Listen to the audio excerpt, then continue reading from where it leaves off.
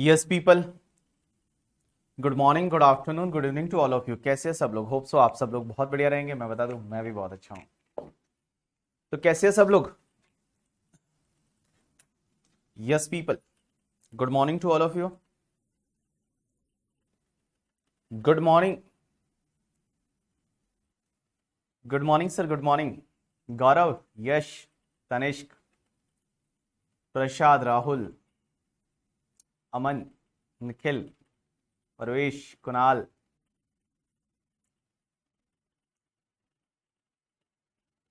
Manohar, Deepika, good morning to all of you. Priyanshi, good morning. चलिए, तो हमने जो कल पढ़ा था उसको अपन उसके आगे पढ़ना चालू करेंगे। कल हमने क्या पढ़ा था उसको एक बार क्विकली रिवाइज कर देते हैं और उसके आगे हम पढ़ना चालू करेंगे। तो कल हमने चालू किया था इनकम टैक्स, और इनकम टैक्स का कल पहला लेक्चर था डायरेक्ट टैक्स का, पेपर नंबर 7 आपके लिए 100 मार्क का पेपर रहता है।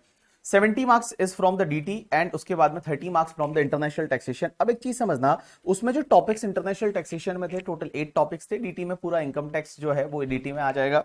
उसके बाद में मैंने आपको ये बताया था 100 मार्क का पेपर रहता है, उसमें 30 मार्क्स है वो एमसीक्यूज आते हैं, 70 मार्क्स है वो डिस्क्रिप्टिव आता है। 70 मार्क्स के लिए डिस्क्रिप्टिव में टोटल 6 क्वेश्चन रहेंगे 14 मार्क्स के, उसमें से आपको 5 करने हैं। Means first is mandatory, remaining 5 में से आपको 4 करने हैं। उसके बाद मैंने आपको चीजें बताई थी गवर्नमेंट टैक्स क्यों लेती है। तो गवर्नमेंट टैक्स इसलिए लेती है क्योंकि आपने एक रेस्पॉन्सिबिलिटी दे रखी है कि इंडिया को ग्रो करना है, इंडिया को डेवलप करना है, इंडिया को रन करना है। उसके लिए दो चीजों की जरूरत पड़ती है, एक तो तुम्हारा पावर और एक तुम्हारा पैसा। पावर कहां से आएगा? कॉन्स्टिट्यूशन ऑफ इंडिया से आएगा। पैसा कहां से आएगा? तो पैसा लाने के लिए 3 चीजें।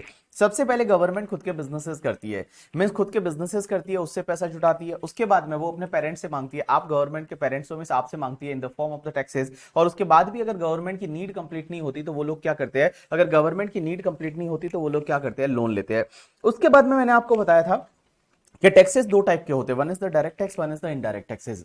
डायरेक्ट टैक्स वो वाला टैक्स होता है जो डायरेक्टली किसी पर्सन से लेते हैं, मींस उसका टैक्स है उसी से ले लेंगे, that is called direct tax. Indirect taxes क्या होता है? जो इनडायरेक्टली किसी से कलेक्ट होता है। डायरेक्ट टैक्स है वो सीधा यहां पे दिल पे लगता है, इनडायरेक्ट टैक्स है वो दिल पे नहीं लगता क्योंकि आपको पता ही नहीं चलता। उसके बाद मैंने बताया था आपको इनकम टैक्स जो है वो इनकम टैक्स कौन सी गवर्नमेंट लेती है। तो मैंने आपको बताया था इनकम टैक्स है वो सेंट्रल गवर्नमेंट लेती है। सेंट्रल गवर्नमेंट लेती है क्योंकि यूनियन लिस्ट की एक एंट्री नंबर 82 है, वो सेंट्रल गवर्नमेंट को ये पावर देती है कि सेंट्रल गवर्नमेंट चाहे तो इनकम टैक्स ले सकती है। तो इनकम टैक्स है वो सेंट्रल गवर्नमेंट लेती है। उसके बाद में ऑल इनकम पे ले सकती है except income from the agriculture income. Agriculture income छोड़ के, क्योंकि एग्रीकल्चर इनकम पे टैक्स लेने का राइट है वो स्टेट गवर्नमेंट के पास है। Source of income tax law, income tax law में हम क्या क्या पढ़ेंगे? एक इनकम टैक्स एक्ट पढ़ेंगे। Income tax act is a Rohit Sharma, means किसी भी क्रिकेट टीम का जो कैप्टन होता है, that is the act. Act में क्या दे रखा है? जितने भी तुम्हारे प्रोविजन है वो तुम्हारे एक्ट में दे रखे होंगे, जैसे कि टैक्स कैसे लगेगा, कितना लगेगा, क्या लगेगा, वो सब उसमें दे रखा होता है। प्रोसीजरल पार्ट है, प्रोसीजर मींस असेसमेंट प्रोसीजर वगैरह है, वो आपका एक्ट में दे रखा है। रूल्स क्या होते हैं? रूल्स एक्ट को सपोर्ट करने के लिए होते हैं। तो जितने भी फॉर्म्स है, जितने भी प्रोसीजर है, वैल्यूएशन के रूल्स वगैरह है, वो आपको रूल्स में दे रखे हैं। हर साल एक फाइनेंस एक्ट आता है। फाइनेंस एक्ट है वो कैसे, 3 पार्ट में रहता है। 3 पार्ट में सबसे पहले एक बिल प्रेजेंट होता है करके, ठीक है, और बिल प्रेजेंट होने के बाद उस पर डिस्कशन होता है। उसके बाद वो आपके प्रेसिडेंट के पास जाता है, प्रेसिडेंट जिस दिन इसको साइन कर लेते हैं तो वो फाइनेंस एक्ट बन जाता है। सर्कुलर नोटिफिकेशन है वो आपके लिए क्या होते हैं? तो सर्कुलर एक क्लेरिफिकेशन होते हैं जो आपके लिए एसएससी के लिए बाइंडिंग नहीं है बट डिपार्टमेंट के लिए बाइंडिंग है, ठीक है। नोटिफिकेशन सबके लिए बाइंडिंग है। नोटिफिकेशन क्या होता है? अमेंडमेंट का इफेक्ट देने के लिए वो नोटिफिकेशन निकालते हैं, क्योंकि जहां लिखा होता है एज मे बी नोटिफाइड, तो जब नोटिफाई करते हैं तो उससे अमेंडमेंट का इफेक्ट दिया जाता है। सुप्रीम कोर्ट हाई कोर्ट के जजमेंट है वो लाइक हाई कोर्ट के जजमेंट उस पर्टिकुलर एरिया में ही बाइंडिंग होते हैं। सुप्रीम कोर्ट के जजमेंट है वो लॉ ऑफ लैंड माना जाता है। मैं सुप्रीम कोर्ट का जजमेंट आया मतलब वो लॉ ही है जब तक कि लॉ में चेंज ना हो। कल मैंने इसके बारे में बताया था। Charge of income tax, charging section 4 क्या बोलती है कि इनकम टैक्स है वो एवरी असेसमेंट ईयर में लगेगा। जो भी इनकम आप कमाते हो इन the previous year assessment year में उसमें लगेगा। और भैया ऑल पर्सन को लगता है, और जो भी रेट्स दे रखी होती है फाइनेंस एक्ट में उस रेट से आपको इनकम टैक्स पे करना पड़ता है। Assessment year and previous year, previous year वो वाला ईयर होता है जिस ईयर में आप इनकम कमाते हैं। असेसमेंट ईयर वो वाला ईयर रहता है जिस ईयर में आप उस पर टैक्स भरते हैं। असेसमेंट ईयर ऑलवेज आपका 12 मंथ का होता है। प्रीवियस ईयर है वो 12 मंथ से कम हो सकता है, जैसे कोई न्यू बिजनेस स्टार्ट हुआ तो उस केस में आपका प्रीवियस ईयर है वो 12 मंथ से कम हो सकता है। उसके बाद में पर्सन की डेफिनेशन में 7 लोग आएंगे, individual, HUF, company, partnership firm, AOP, BOI, artificial juridical person और तुम्हारा लोकल अथॉरिटी। एसएससी किसको बोलते हैं कि भैया जो पर्सन लाइबल टू पे एनी टैक्स है, एनी फीस है अंडर इनकम टैक्स, उसको अपन क्या बोलेंगे, एसएससी बोलेंगे। या फिर कभी कभी क्या होता है, डीम्ड एसएससी भी होते हैं। जैसे ट्रस्ट के केस में जो ट्रस्टी है वो रिप्रेजेंटेटिव एसएससी है, दैट इज डीम्ड एसएससी। और इनकम टैक्स में जहां जहां लिखा होता है एसएससी इन डिफॉल्ट करके, तो उसको भी एसएससी माना जाता है। किसी पे कोई असेसमेंट आ गया, कोई प्रोसीडिंग चालू हो गई, तो वो भी एसएससी बन जाएगा। अब एक बात समझना, कुछ केसेस ऐसे होते हैं जिसमें आपका असेसमेंट प्रीवियस ईयर में होता है, मींस प्रीवियस ईयर में ही आपको टैक्स भरना पड़ेगा, असेसमेंट ईयर तक वेट नहीं होगा, प्रीवियस ईयर में ही आपकी इनकम निकाल दी जाती है और आपको टैक्स भरना पड़ेगा। कब कब? सबसे पहले अगर कोई नॉन रेजिडेंट है, फॉरेन कंपनी की जो शिपिंग कंपनी है वो इंडिया में आती है, तो इंडिया में जब वो शिप लेके आते हैं ना, हमको उन पे भरोसा नहीं है कि वो वापस आएंगे या नहीं असेसमेंट ईयर में, तो उसको हाथों हाथ टैक्स ले लिया जाता है प्रीवियस ईयर में ही। उसके बाद अगर कोई पर्सन इंडिया छोड़ के जा रहा है करके और यहाँ पे असेसिंग ऑफिसर को लगता है कि वो वापस नहीं आएगा, तो उसी टाइम उससे टैक्स ले लिया जाता है, उसका असेसमेंट प्रीवियस ईयर में ही कर लिया जाता है। या फिर एओपी भी आर्टिफिशियल जुरिडिकल पर्सन कोई पर्टिकुलर ऑब्जेक्ट के लिए बनाया गया था, वो ऑब्जेक्ट कंप्लीट हो गया, तो भैया जैसे वो ऑब्जेक्ट कंप्लीट हो गया, एओ को लगता है कि भैया टैक्स अभी ले लेना चाहिए, तो वो प्रीवियस ईयर में ही टैक्स पूरा उसका असेसमेंट हो जाता है। या फिर अगर कोई भी असेसी है, कोई पर्सन है, ऐसा लग रहा है कि ये अपनी प्रॉपर्टी ट्रांसफर कर देगा क्योंकि उसको इनकम टैक्स भरना नहीं है, इनकम टैक्स की कोई डिमांड वगैरह आ सकती है, तो वो क्या करेगा, एकदम मतलब इंसॉल्वेंट होने ही वाला है, वो ट्रांसफर करके अपनी प्रॉपर्टी को चार्ज वगैरह क्रिएट कर लेगा, ट्रांसफर कर लेगा, तो एओ चाहे तो हाथों हाथ असेसमेंट करके उससे टैक्स की रिकवरी कर सकता है। या डिसकंटिन्यू बिजनेस के केस में भी अगर एओ को लगता है तो एओ ऐसा कर सकता है। तो कल तक अपन ने इतना पढ़ा था, आज अपन चालू करेंगे tax rate for your assessment year, that is assessment year 23-24 के लिए टैक्स रेट क्या है। Give me 1 minute.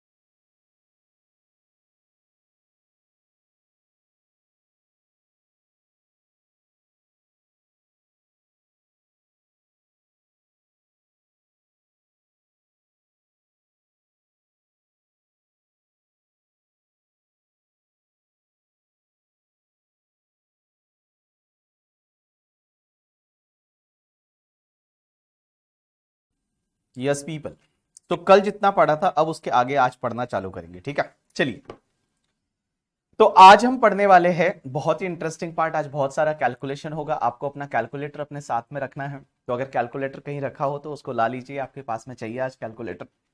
तो सबसे पहले आपको बुक में नहीं देखना है, जब भी मैं पढ़ाता हूं ना, एक चीज हमारा स्टैंडर्ड रूल रहेगा कि जब मैं आपको पढ़ाता हूं आपका ध्यान इधर होना चाहिए, means your focus should be here only. आपको बुक में नहीं देखना है, बुक में नहीं देखना, क्या ऐसा नहीं करना है, अच्छा पता नहीं सही पढ़ा रहे नहीं, बुक में टिक मार्क करते, ऐसा नहीं, कुछ भी नहीं करना है बुक में, आपको सिर्फ इधर देखना है, इधर आपका ध्यान होना चाहिए, ठीक है। तो चलिए हम स्टार्ट करते हैं मेगा। और सबसे पहले हम आज पढ़ने वाले हैं that is the tax rate for your examination, tax rate for assessment year 23-24, या मैं ऐसा बोल सकता हूं कि प्रीवियस ईयर 22-23, प्रीवियस ईयर 22-23, अभी प्रीवियस ईयर 22-23 चल रहा है, असेसमेंट ईयर 23-24 में जाके आप टैक्स भरोगे। तो सर अपना प्रीवियस ईयर 22-23 है, उसके लिए टैक्स रेट्स क्या है, क्योंकि हमने सुना है किसी किसी के लिए स्लैब रेट लगती है, किसी के लिए कुछ फ्लैट टैक्स रेट है, तो आज हम वो सीखने वाले हैं। तो आपके एग्जाम के लिए previous year is always 22-23 and your assessment year is 23-24। Guys जो टैक्स रेट होती है ना, वो टैक्स रेट दो तरह की होती है, means there is two type of the tax rate. एक टैक्स रेट वो जो आपकी स्पेशल टैक्स रेट होती है, एक होती है आपकी special tax rate, special tax rate, और एक आपकी होती है normal tax rate, normal tax rate, या जिसको मैं बोल सकता हूं जनरल टैक्स रेट। एक जनरल टैक्स रेट होती है, एक होती है तुम्हारी special tax rate. Now what is the meaning of special tax rate? Special tax rate means आपने ऐसा सुना होगा कि जैसे लॉन्ग टर्म कैपिटल गेन होता है, वो लॉन्ग टर्म कैपिटल गेन पे 20% की रेट से टैक्स लगता है। आपने ये भी सुना होगा कि अगर short term capital gain share market वाला है 111A वाला, तो उस पर 15% की रेट से टैक्स लगता है। आपने ये भी सुना होगा कि long term capital gain 112A जो शेयर मार्केट वाला लॉन्ग टर्म कैपिटल गेन है, उस पर 10% की रेट से टैक्स लगता है। आपने ये भी सुना होगा कि जो विनिंग्स की इनकम होती है उस पर 30% की रेट से टैक्स लगता है। तो ये गाइस जितनी भी टैक्स रेट है ना, ये टैक्स रेट आपकी स्पेशल टैक्स रेट है। मींस ये स्पेशल टैक्स रेट है। कुछ इनकम ऐसी होती है जो स्पेशल इनकम होती है, that special income is taxable at the special tax rate only. तो LTCG taxable at the rate 20%, short term capital gain 111A वाला taxable at the rate 15%, long term capital gain 112A वाला taxable at the rate 10%, and winning का income is taxable at the rate 30%। ये आपकी special tax rate होती है। और भी कुछ स्पेशल टैक्स रेट आई है जो मैं आपको सिखाऊंगा, कि जैसे कंपनी है तो कंपनी के केस में आजकल 22% लगता है। तो एक सेक्शन होती है, that is the section under section 115BAA करके, और 115BAA बोलती है कि कंपनी के पे ओनली 22% की रेट से टैक्स लगाइए। एक और सेक्शन होती है BAB करके, वो बोलती है कि कंपनी मैन्युफैक्चरिंग बिजनेस में न्यू है तो सिर्फ 15% की टैक्स रेट से टैक्स लगाइए। ये सब स्पेशल टैक्स रेट है। सर ये स्पेशल टैक्स रेट कब पढ़ेंगे? ये पढ़ेंगे हम रेस्पेक्टिव टॉपिक के साथ में।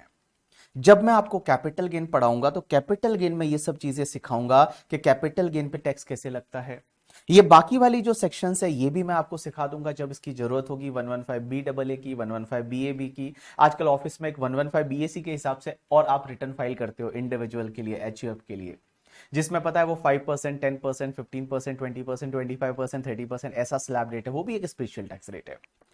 आज हम जो बात करने वाले हैं ना, वो जनरल टैक्स रेट की बात करने वाले हैं कि जनरल टैक्स रेट क्या है। Normal tax rate, general tax rate, special tax rate की बात आज अपन नहीं करेंगे।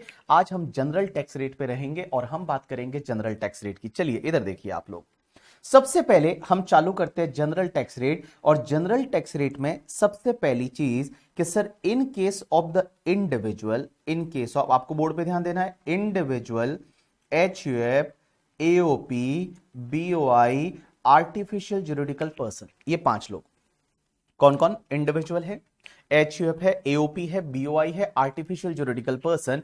और गाइस ये अगर रेजिडेंट है या नॉन रेजिडेंट है उससे कोई फर्क नहीं पड़ता। ये रेजिडेंट है या नॉन रेजिडेंट है उससे कोई फर्क नहीं पड़ता। इनके लिए टैक्स रेट क्या है पता है? अप टू 2,50,000 तक का जो इनकम रहेगा ना, उस पे आपको कोई भी टैक्स नहीं लगेगा। There is no tax up to 2,50,000 income. Means 2,50,000 तक की इनकम पे आपको कुछ भी टैक्स नहीं पे करना। लेकिन आपका इनकम जो एक्सेस ऑफ 2,50,000 रहेगा, अप टू आपका 5 लाख रहेगा, उस पे आपको जो टैक्स पे करना है वो 5% से करना पड़ेगा। जो भी आपका 5 लाख से ज्यादा वाला इनकम एंड अप टू आपका 10 लाख तक का इनकम रहेगा, उस पे आपको 20% की रेट से टैक्स पे करना है। और 10 लाख से जितना भी ज्यादा इनकम रहेगा उस पे आपको 30% की रेट से टैक्स पे करना है। तो देखिए मैंने क्या बोला, सबसे पहले individual, HUF, AOP, BOI, artificial juridical person, भले वो रेजिडेंट है या नॉन रेजिडेंट उससे कोई फर्क नहीं पड़ता। रेजिडेंट नॉन रेजिडेंट कोई फर्क नहीं पड़ता। Up to 2,50,000 there is no tax. Guys इसको बोला जाता है 2,50,000 तक टैक्स नहीं लगता, इसको बोला जाता है बेसिक एग्जेम्पशन। इसको बोला जाता है बेसिक एग्जेम्पशन कि आपको 2,50,000 का बेसिक एग्जेम्पशन है, उस पर कोई टैक्स नहीं लगेगा। 250 to 5 lakh 5%, 5 lakh to 10 lakh 20%, more than 10 lakh 30%।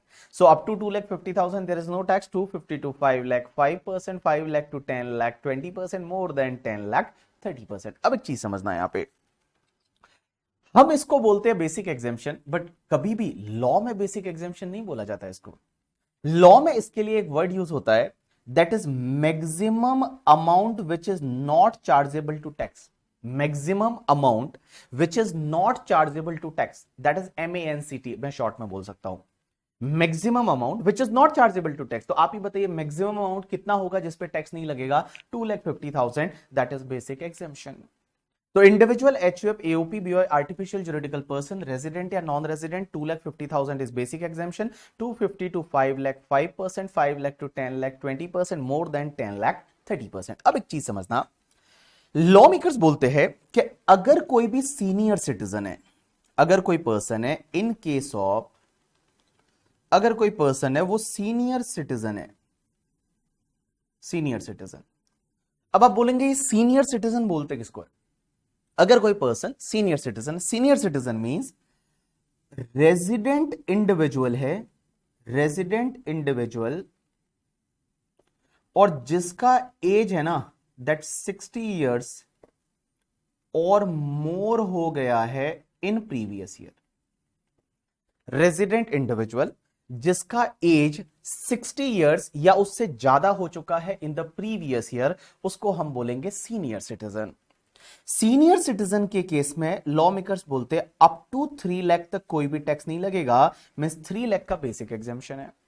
उसके बाद जो भी आपका 3 लाख से ज्यादा वाला इनकम रहेगा, अप टू 5 लाख तक का जो इनकम रहेगा उस पे आपको 5% लगेगा।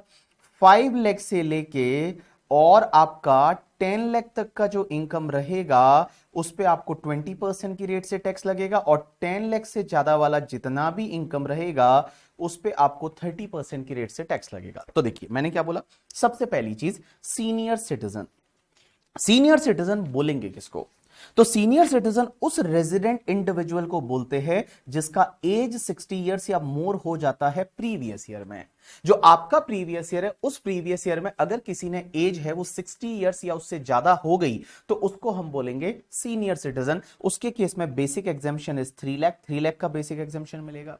लेकिन यहां पे कुछ चीजें है जो आपको ध्यान देनी पड़ेगी। सबसे पहली चीज, सीनियर सिटीजन उस पर्सन को बोलेंगे जो रेजिडेंट होना चाहिए। ये चीज को आप नोट करेंगे अच्छे से। सीनियर सिटीजन ओनली उस इंडिविजुअल को बोलेंगे जो रेजिडेंट होना चाहिए इंडिया का। अगर कोई नॉन रेजिडेंट है ना और उसका एज इवन 75 ईयर्स है, 76 ईयर है, 65 ईयर्स है, 60 से ज्यादा है, तो भी वो सीनियर सिटीजन नहीं है। जैसे एक बंदा है वो दुबई में रहता है, इंडिया का रेजिडेंट नहीं है, for India he is a non resident, उसकी एज है वो 70 ईयर्स है, तो क्या जब उसकी एज 70 ईयर्स है तो क्या वो सीनियर सिटीजन में आएगा? Answer is no. ये पूरे इनकम टैक्स एक्ट के लिए ध्यान रखना, सीनियर सिटीजन जहां जहां लिखा हुआ है ना, उस सीनियर सिटीजन के लिए आपका रेजिडेंट इंडिविजुअल होना बड़ा जरूरी है। वो पर्सन को रेजिडेंट होना बड़ा जरूरी है, वो रेजिडेंट होना चाहिए। Resident individual is 60 years or more in a previous year, only that person will be known as the senior citizen. Now यहां पे क्वेश्चन आता है कि आप बोल रहे हैं सर कि रेजिडेंट इंडिविजुअल होना चाहिए, एज 60 इयर्स या उससे ज्यादा प्रीवियस ईयर में। अब अपन एक एग्जांपल लेते हैं, उस एग्जांपल से समझने की कोशिश करते हैं। इधर देखिए एक एग्जांपल है बड़ा इंटरेस्टिंग, सब लोग इधर ध्यान देना। होता क्या है, एक बंदा है जिसका नाम है मिस्टर काका। एक मिस्टर काका करके एक बंदा है, और काका जो है, ये लोग फोटो बना देते हैं काका का, वाओ, ये काका है। और ये जो काका है, मुझे एक बात बताइए, आपका प्रीवियस ईयर कौन सा है? Previous year 22-23।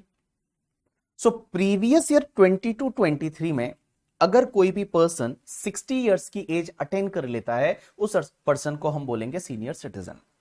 अब हुआ क्या, समझने की कोशिश करना कि ये मिस्टर काका है। काका अपना 60th बर्थडे सेलिब्रेट कर रहे हैं on 1 April 2023। Means on 1 April 2023 he is celebrating his 60th birthday, means 60वां जन्मदिन है जिसपे केक काटते हैं अपन, अपने बर्थडे के दिन ही केक काटते हैं। तो 60th बर्थडे सेलिब्रेट कर रहे हैं ऑन द 1 अप्रैल 2023 को। अब मुझे बताइए आपका प्रीवियस ईयर कौन सा है? तो मैं बोलूं आपका प्रीवियस ईयर है दैट इज द 22-23, और 22-23 प्रीवियस ईयर मींस आपका ये जो पीरियड रहता है, ये पीरियड कौन सा रहता है? दैट इज द 1 अप्रैल 2022 से लेके और 31 March 2023, that is your period. अब एक बात समझना, ये जो बंदा है ये अपना बर्थडे 60th बर्थडे जो सेलिब्रेट कर रहा है वो 1 अप्रैल 2023 को, मींस यहां पे सेलिब्रेट कर रहा है। इसके बाद यहां पे यहां पे on the 1 April 23 he is celebrating his birthday, that is 60th birthday, 60th birthday celebrate कर रहा है। मुझे एक बात बताइए, उसका बर्थ डेट कौन सा रहा होगा? उसका बर्थ डेट कौन सा रहा होगा बताइए मुझे, उसका बर्थ डेट कौन सा रहा होगा? बर्थ डेट बता दीजिए मुझे एक बार, कौन सी डेट को जन्म हुआ होगा? चलो 1 अप्रैल तो मैं बता देता हूं, आगे का आप बताइए। 1 अप्रैल 60th बर्थडे सेलिब्रेट कर रहा है, तो बर्थ कब हुआ होगा? बर्थ डेट बता दीजिए मुझे। वेरी गुड, बहुत सारे लोग बोल रहे हैं birth date is 1963। Yes right, very good. सुबह सुबह लोगों के दिमाग चल रहे हैं मतलब, ठीक है। तो 1 अप्रैल 1963, और 62 वाला कौन है ये? राज बेटा कहां तुम खोए हुए हो, काउंट सही से करो। तो 63, बर्थ डेट वो 63। अब ये 60th बर्थडे सेलिब्रेट कर रहा है यहां पे। अब मेरा क्वेश्चन आप लोगों से ये है कि सर अगर ये 60th बर्थडे सेलिब्रेट कर रहा है, वो 1 अप्रैल 2023 को कर रहा है, 60 ईयर का एज कंप्लीट कब माना जाएगा? जिस दिन आप बर्थडे सेलिब्रेट करते हो उस दिन, या उसके पिछले दिन? अभी ये डिस्प्यूट था कि भैया आपकी पर्टिकुलर एज जो है वो एज अटेन कब मानी जाएगी कि आपकी एज ये कंप्लीट हो गई, ये आपकी जो एज है वो आपकी एज कंप्लीट हो गई, ये कब मानी जाएगी? जिस दिन आप अपना बर्थडे सेलिब्रेट करते हो, केक काटते हो, लोग हैप्पी बर्थडे बोलते हैं, उसी दिन या उसके पिछले दिन? इस क्वेश्चन में मुझे आप बता दीजिए कि अपना लॉ क्या बोलता है कि senior citizen means resident individual जिसका एज 60 इयर्स या उससे मोर हो जाता है इन the previous year. And our previous year is 20 to 23. This is our previous year. Now, guys, he is celebrating his 60th birthday on the 1st April 2023. My question to all of you, कि sir, उसका 60 years का as कब complete माना जाएगा? On the same day जिस दिन वो birthday celebrate कर रहा है, और on the preceding date means last date. अगर आप लास्ट डेट पे मानते हो, आप ये मानते हो कि 60 ईयर का एज है वो कंप्लीट हुआ 31 मार्च 2023 को, अगर आप ये मानते हो कि 60 ईयर का एज कंप्लीट हुआ 31 मार्च 2023 को, तो उस केस में क्या होगा कि भाई यहां पे इस ईयर में आपको 3 लाख का बेसिक एग्जेम्पशन मिल जाएगा। बट अगर आप मानते हो कि नहीं नहीं 1/4/2023 को, तो आपको इस ईयर में हायर बेसिक एग्जेम्पशन का बेनिफिट नहीं मिलेगा। आप मुझे बताइए। तो कुल मिला के मेरा क्वेश्चन सिंपल है कि in current year is this person Kaka is able to claim the basic exemption of 3 lakh or 2,50,000? आपको आंसर क्या करना है, 3 lakh और 2,50,000? जस्ट टेल मी।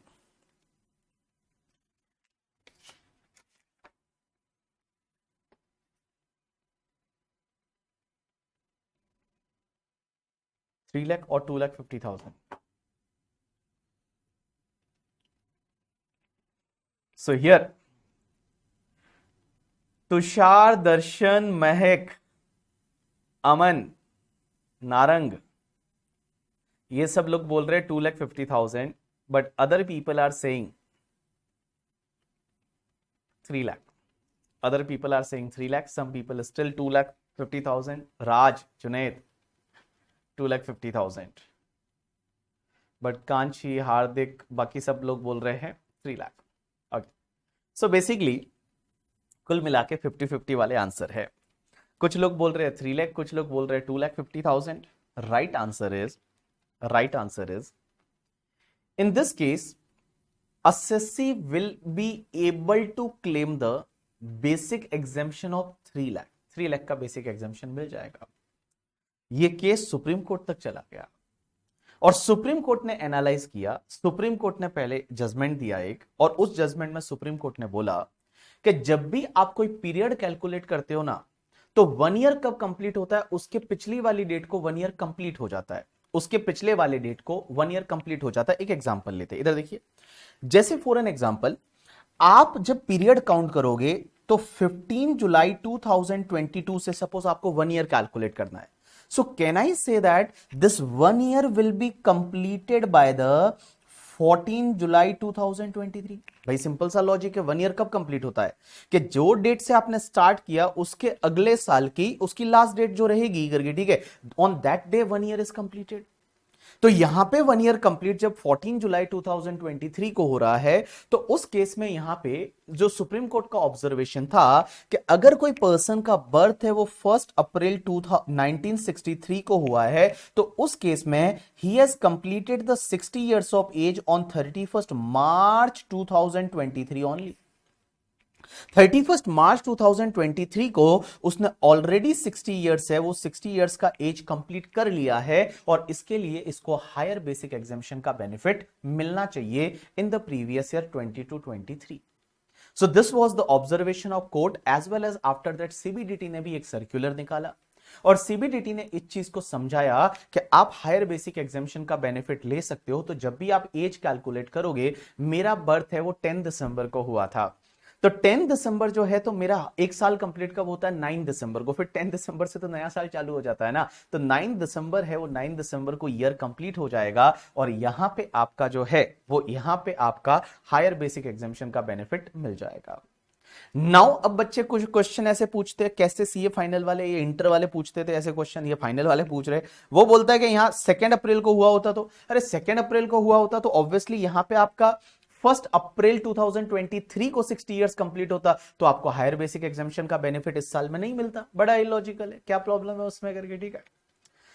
अगर आपका बर्थ 2 अप्रैल को हुआ होता तो 1 अप्रैल 2023 को आपके 60 इयर्स कंप्लीट होते, तो आपको प्रीवियस ईयर 22-23 में आपके 60 इयर्स कंप्लीट नहीं हुए, और इस साल में आपको हायर बेसिक एग्जामिशन का बेनिफिट नहीं मिलता। क्या ही दिक्कत है उसमें करके, ठीक है। तो चलिए, अभी तक हमने क्या पढ़ा, एक बार क्विकली रिवाइज करा देता हूं कि individual, HUF, AOP, BOI, artificial juridical person, भले वो रेजिडेंट है या नॉन रेजिडेंट है, अप टू 2,50,000 डैश पे डैश, कोई टैक्स नहीं, 250 to 5 lakh 5%, 5 lakh to 10 lakh 20%, more than 10 lakh 30%। In case of senior citizen means resident individual, age 60 years or more in the previous year, that is called senior citizen. Up to 3 lakh there is no tax, 3 lakh to 5 lakh 5%, 5 lakh to 10 lakh 20%, more than 10 lakh 30%. Now we are going to start with the next part आता है super senior citizen के case में। अब एक बात समझना, ये super senior citizen क्या होता है, इधर देखना बेटा। इन case of super citizen, super senior citizen मतलब भाई अब तो एक तो सुपर हो गए वो लोग, ठीक है। सुपर होने के बाद सीधा ऊपर ही जाना है थोड़े दिन बाद, that is called super senior citizen. ऐसा नहीं बोलना चाहिए सर, सॉरी हाँ, सुपर सीनियर सिटीजन मींस अगर कोई भी रेजिडेंट इंडिविजुअल है,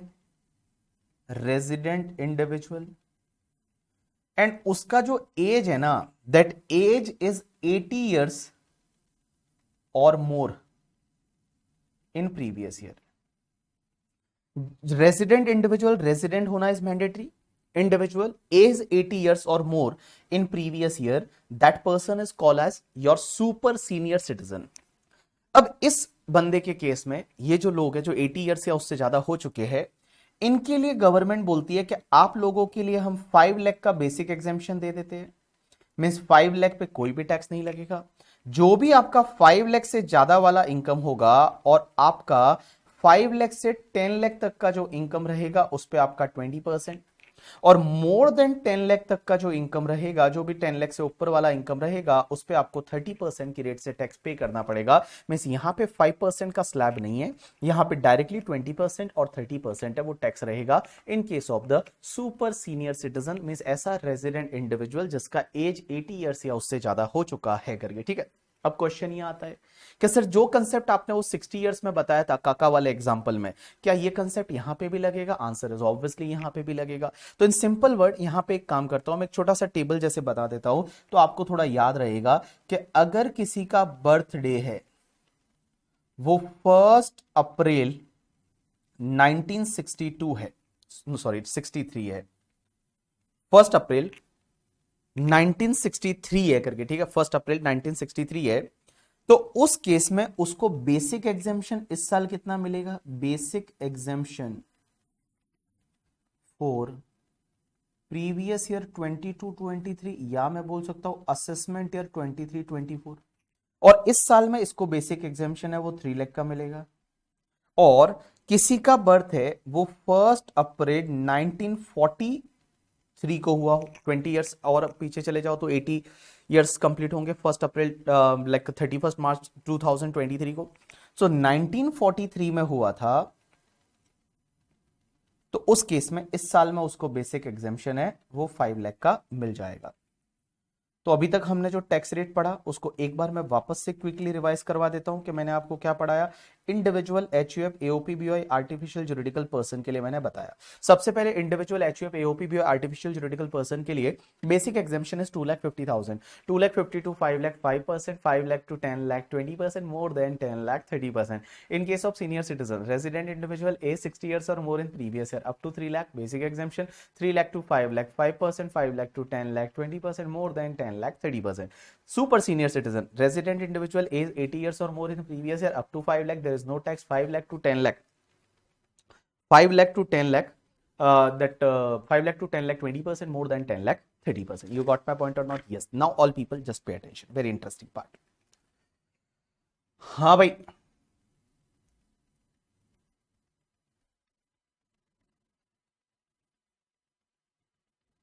हाँ नेहा सही बोल रही हो तुम। चलिए अब अपन आगे बढ़ते हैं। और नेक्स्ट एक कंसेप्ट आता है कि आप जो टैक्स निकालते हो ना, इस टैक्स में आपको सरचार्ज ऐड करना पड़ेगा। ऐड सरचार्ज,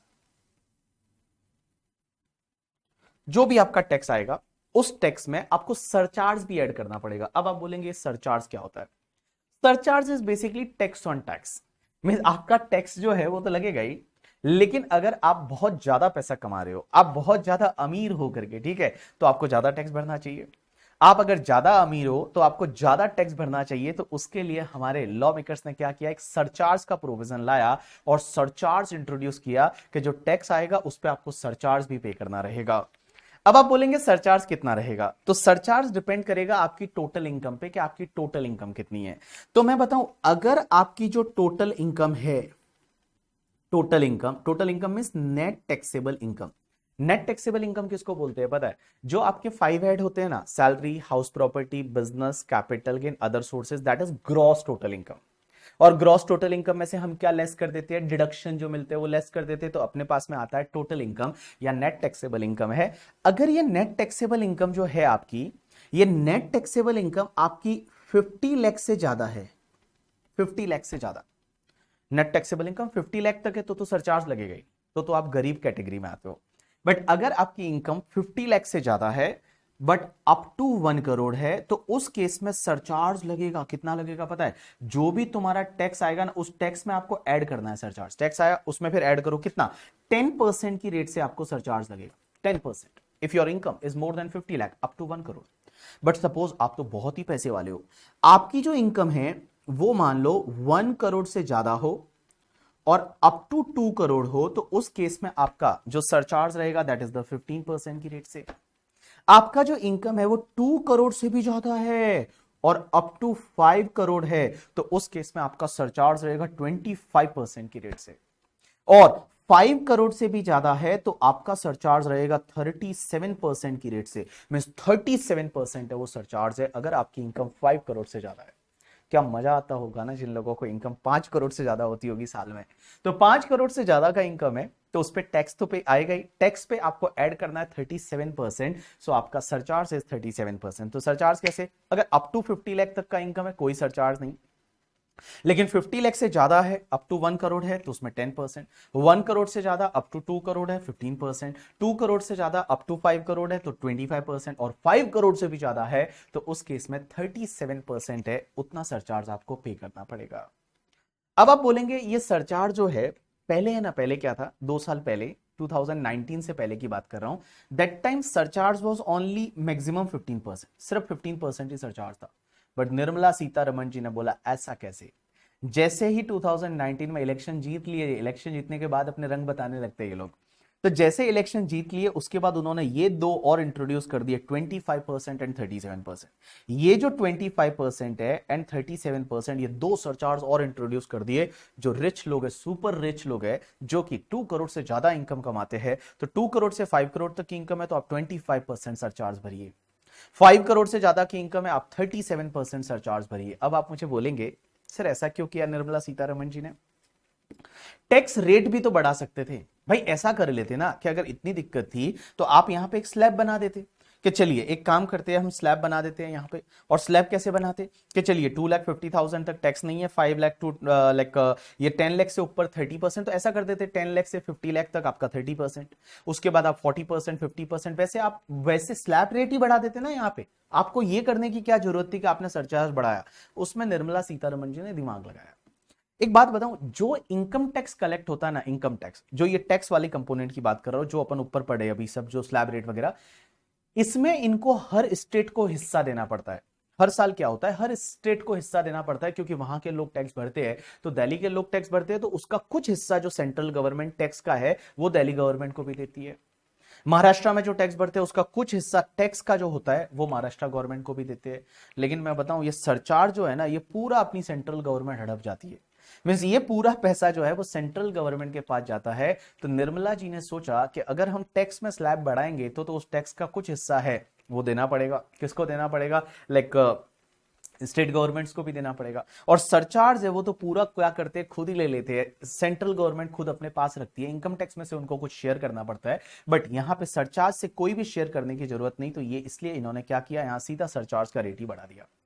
अब एक और चीज समझना कि मैंने क्या बोला कि जो भी तुम्हारा टैक्स आता है, चलो ये टैक्स आया, इस टैक्स में फिर आपको ऐड क्या करना है, उस टैक्स में आपको ऐड करना है सरचार्ज। अगर लगता है तो उसके बाद में आपको हमेशा एक ऐड करना पड़ेगा हेल्थ एंड एजुकेशन सेस @4%। ये आपको ऑलवेज ऐड करना पड़ेगा। सरचार्ज लग रहा है या नहीं उससे कोई फर्क नहीं पड़ता, और ये आपका आ जाएगा नेट टैक्स। तो नेट टैक्स कैसे आएगा? पहले आप टैक्स ले लीजिए, टैक्स में आप ऐड करिए सरचार्ज, और सरचार्ज में ऐड करिए आप, फिर ऐड करिए health and education cess. But health and education cess is mandatory. अब ये हेल्थ एंड एजुकेशन सेस जो 4% सेस लेते हैं, ये सेस का यूज क्या रहता है, जो स्पेसिफिक पर्पस के लिए लिया है उसको स्पेसिफिक पर्पस के लिए ही यूज करेंगे।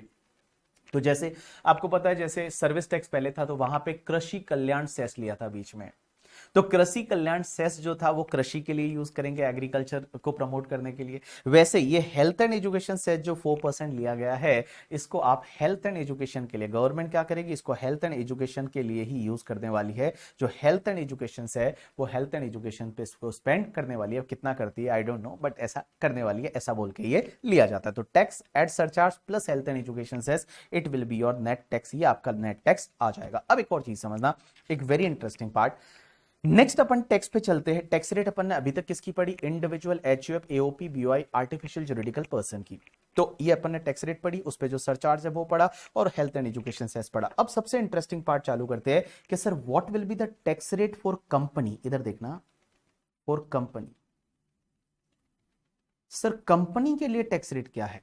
कंपनी मींस जो आप सुनते हो Indian company, foreign company, domestic company. अब आप बोलोगे इंडियन और डोमेस्टिक में क्या फर्क है? बताएंगे आपको। कब बताएंगे? जब आपको डिविडेंड पढ़ाएंगे।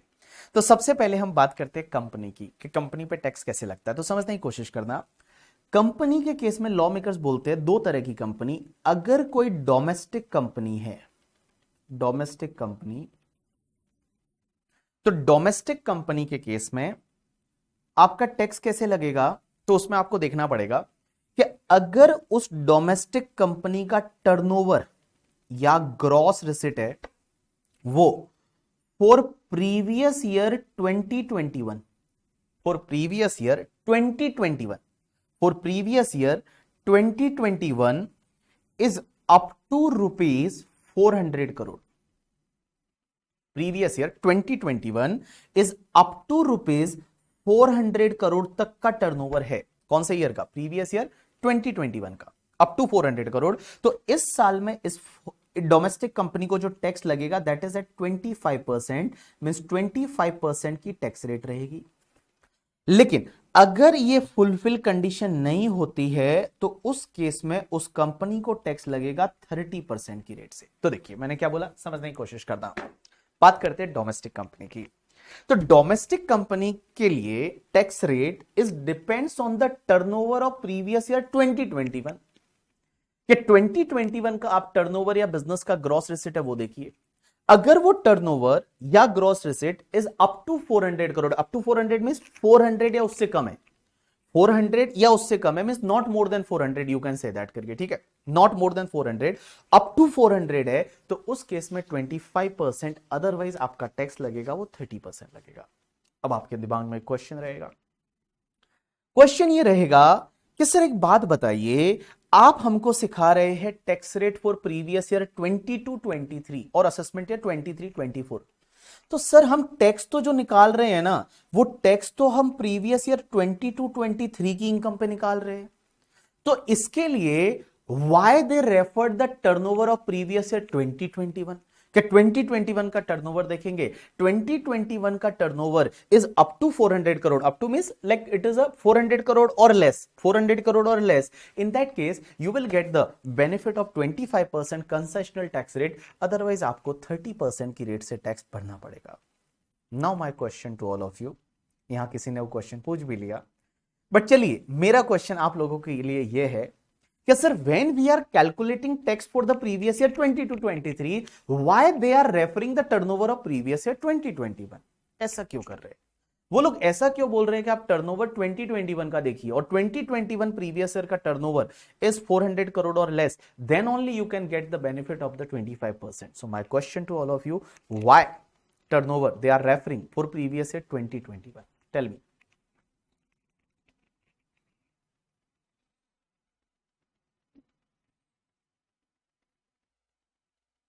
बताइए बताइए बताइए।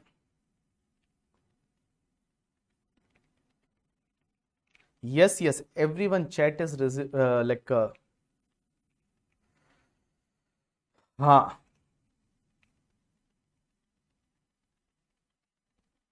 सेस जो है वो टैक्स प्लस सरचार्ज को ऐड करके फिर ऐड करते हैं। किसी ने बोला because it was a Covid period,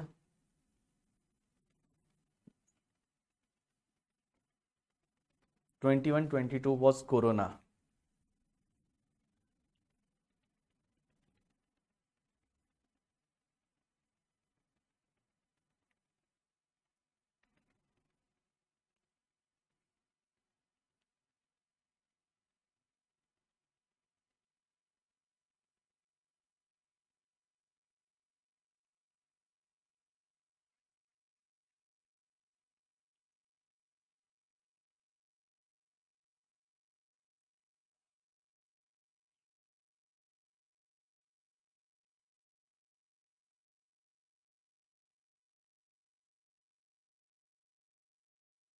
चलिए, तो बहुत सारे लोगों के बहुत सारे अलग अलग व्यू आए हैं, दैट इज द सर उस साल का सेल है वो कोविड से इफेक्ट रहा होगा, इसके लिए क्या नॉलेज है, वाह वेरी गुड। बोलते हैं, कोई बोल रहा है सर सरचार्ज का अमेंडमेंट शायद तभी आया इसके लिए ऐसा बोल रहे हैं, इसलिए वो कंपनी को बेनिफिट, अरे कंपनी पे सरचार्ज अलग है भाई, वो जो अपन ने पहले सरचार्ज पढ़ लिया वो individual HUF AOP BOI artificial juridical person था, अभी कंपनी के सरचार्ज की हमने बात ही नहीं की है, कंपनी के सरचार्ज की हमने बात ही नहीं की है। चलिए इसके पीछे का मैं आपको रीजन बताता हूं, इसके पीछे का रीजन ये है कि हमारी गवर्नमेंट को पता है कि इंडिया के जो लोग हैं वो बड़ा चीटिंग वाले लोग हैं, मतलब चीटिंग जो है, चीटिंग चीटिंग जो करना जो है वो हमारे खून में है करके, ठीक है, जब छोटे थे तब से चीटिंग, मान लो चीटिंग करना है वो हमारे खून में है। अगर मान लो, अगर मान लो गवर्नमेंट बोल दे कि 2021 के टर्नओवर की जगह आप प्रीवियस ईयर 22-23 का टर्नओवर लो, करंट ईयर का, then what people will do, you know that they will always try to restrict their turnover 400 crore or less, means they will restrict their turnover up to 400 crore, वो 400 करोड़ से ज्यादा नहीं बताने की कोशिश करेंगे क्योंकि they wants to take the benefit of 25% tax rate in case of domestic company। आप बोले ठीक है सर चलो कोई बात नहीं, आप बोले कि चलो सर कोई बात नहीं, आप यहां पे 22-23 का मत लीजिए, आप एक काम करिए लास्ट ईयर का ले लीजिए, तो लास्ट ईयर आपका कौन सा था, that is the previous year 21-22, and previous year 21-22 का अगर लेते तो 21-22 प्रीवियस ईयर का पीरियड क्या रहता है, दैट इज द 1 अप्रैल 2021 से 31 मार्च 2022। एंड गाइस, जब यहां पे 1 अप्रैल 2021 से 31 मार्च 2022 है, लेकिन यहां पे बजट आ जाएगा 1 अप्रैल 2022 को, सॉरी 1 फेब 2022 को। सो यहां पे जब 1 फेब 2022 को यहां पे जब बजट आएगा, मिस निर्मला सीतारमण जी जब बोलेगी कि आपके लिए टैक्स रेट 25% है, अगर आपका प्रीवियस ईयर 21-22 का turnover is restricted to 400 crore, तो उस केस में people is having the time. यहां पे लोगों के पास टाइम है क्योंकि 2 मंथ तो यही वाला है अपने पास में, फेब और March. So we can manipulate the turnover. हम यहां पे सेल्स से सेल्स रिटर्न बता देंगे और we can manipulate the turnover. That's why law makers made it like you have to refer the turnover of previous year 2021, so you can not change that turnover. तो इसके लिए आप वो turnover change नहीं कर सकते बिकॉज 2021 का already audit वगैरह सब हो चुका होगा। You can not change that. That's why they are referring the turnover of previous year 2021 in case of domestic company. So simple, what is the tax rate for company? First we are discussing about domestic company. Domestic company का turnover है या gross receipt है वो previous year 2021 का is up to 400 crore rupees, then 25%, and if it is otherwise, if it is more than 400 crore, then in that case 30% will be the tax rate. Now there is one question, sir अगर 2021 में वो company थी नहीं, company जो incorporate हुई वो ही मान लो प्रीवियस ईयर 21-22 लास्ट ईयर हुई, या फिर कंपनी इनकॉर्पोरेट इसी साल हुई, this is the first year of like incorporation, then sir what will be the tax rate? 30% और 25%। कंपनी थी नहीं उस ईयर में, तो 2021 में कंपनी थी नहीं, company was not there in that year, company incorporated in last year और in current year, then what should be the tax rate? Tell me, क्या लगता है आपको क्या होगी टैक्स रेट? 25%। जिसने ऑफिस में किया हो काम वही बताना ना, मतलब अब बता तो सकते हो, अनुमानों के आईने में तो हो ही सकता है।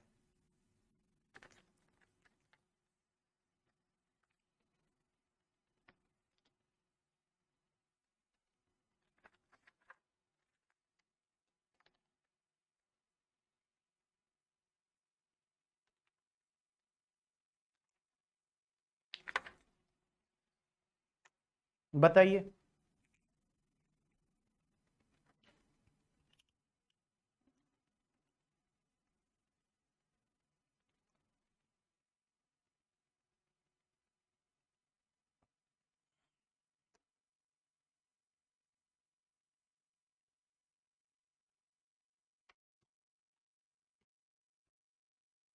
Anyone file the return, anyone file the return and ऐसे कॉन्फिडेंस वाला आंसर देना कि yes sir I file the return at 25% और 30%।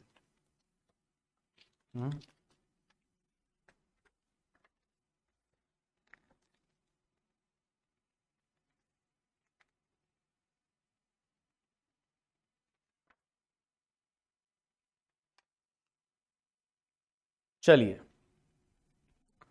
अब जो यहां पे आंसर आया है ना,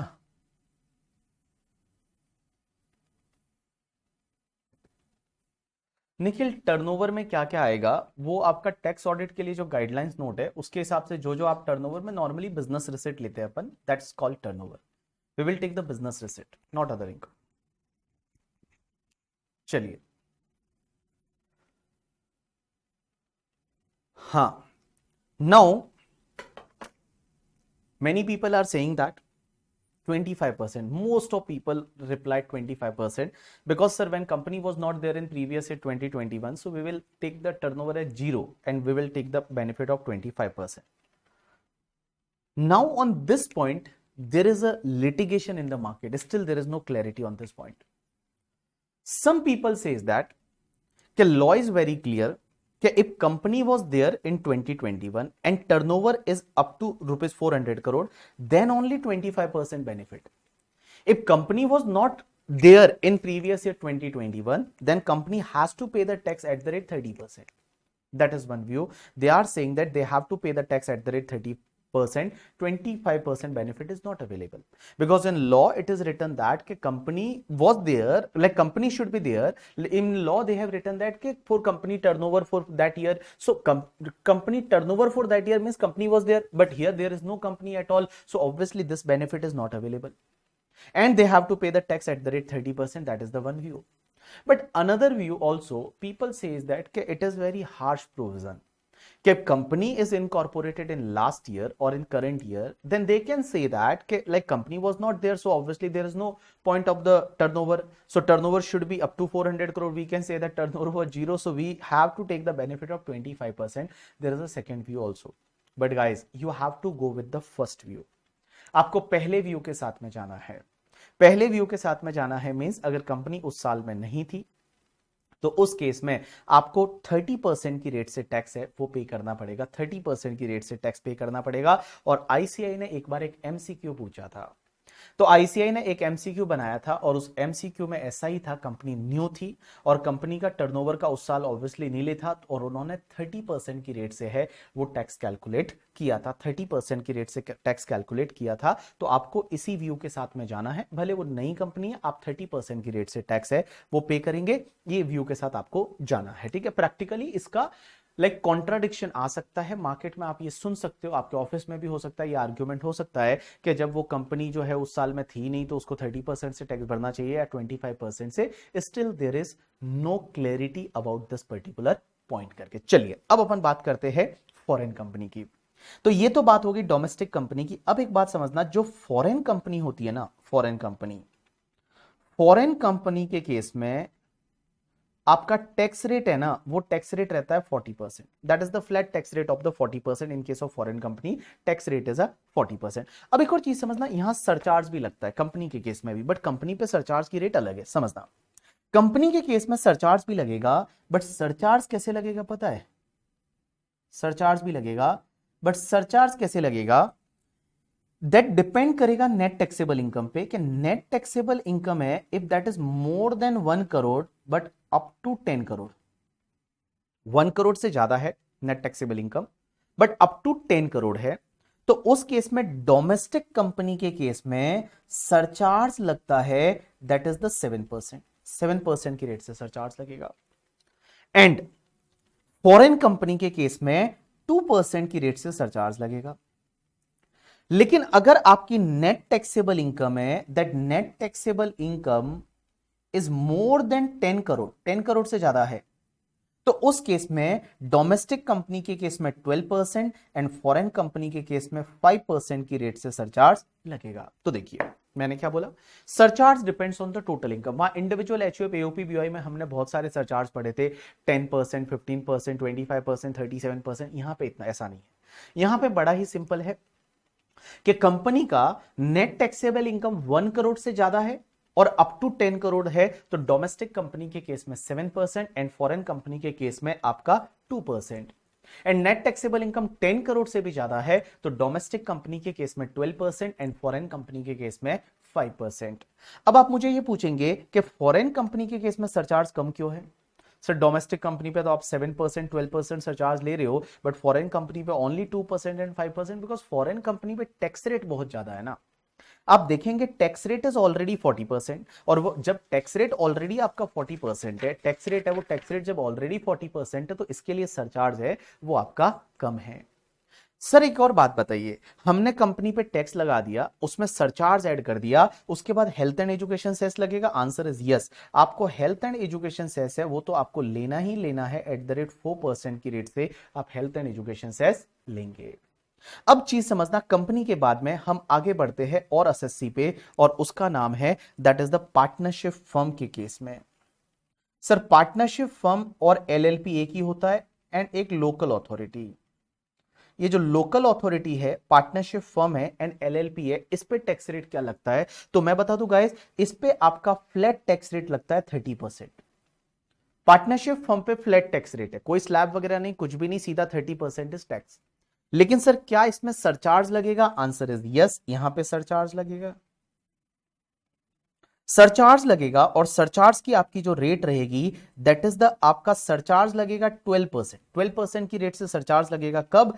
if net taxable income is more than 1 crore, 1 crore से ज्यादा नेट टैक्सेबल इनकम है तो उस केस में 12% की रेट से क्या लग जाएगा, सरचार्ज लग जाएगा। और आपका हेल्थ एंड एजुकेशन सेस है, वो हेल्थ एंड एजुकेशन सेस आपका 4% की रेट से लग जाएगा। तो देखिए समझने की कोशिश करना, जो भी फर्म है, एलएलपी है एंड लोकल अथॉरिटी है, partnership firm, limited liability partnership and local authority, उसके केस में आपका टैक्स है वो आपका 30% है।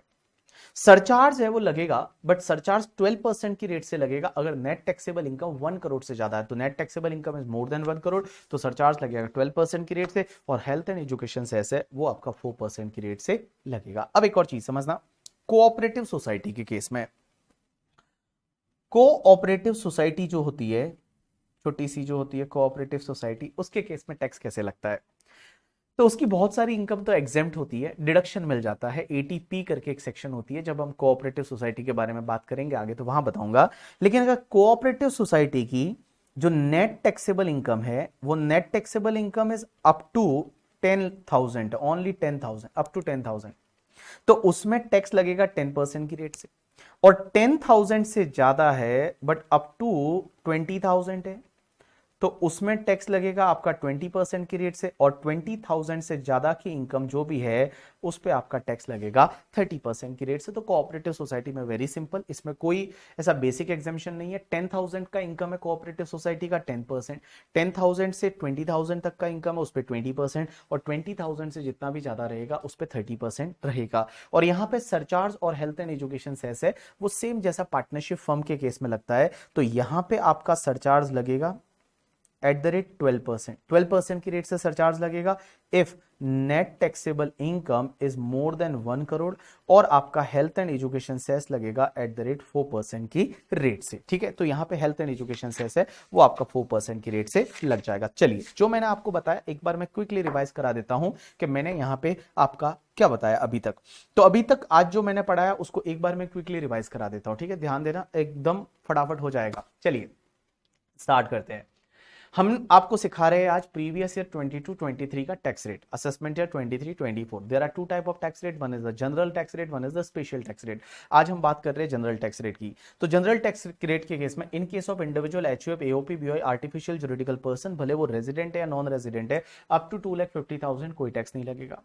250 से लेके 5 लाख है उस पर 5%, 5 लाख टू 10 लाख है उस पर 20%, मोर देन 10 लाख है उस पर 30%। सीनियर सिटीजन के केस में miss resident individual age 60 years और more in a previous year है, उसके केस में अप टू 3 लाख पे कोई भी टैक्स नहीं है। 3 लाख टू 5 लाख है उस पर 5%, 5 lakh to 10 lakh 20%, more than 10 lakh 30%। उसके बाद में अपन बात करते हैं सुपर सीनियर सिटीजन के केस में। सुपर सीनियर सिटीजन में अप टू 5 लाख है उस पर कोई टैक्स नहीं, 5 लाख टू 10 लाख है उस पर आपका 20%, 10 लाख से ज्यादा है उस पर आपका 30% की रेट से टैक्स लगेगा। यहां पे सरचार्ज भी लगेगा। सरचार्ज कैसे लगेगा? Individual, HUF, AOP, BOI, artificial juridical person के केस में सरचार्ज लगेगा अगर आपका net taxable income up to 50 lakh है, कोई सरचार्ज नहीं।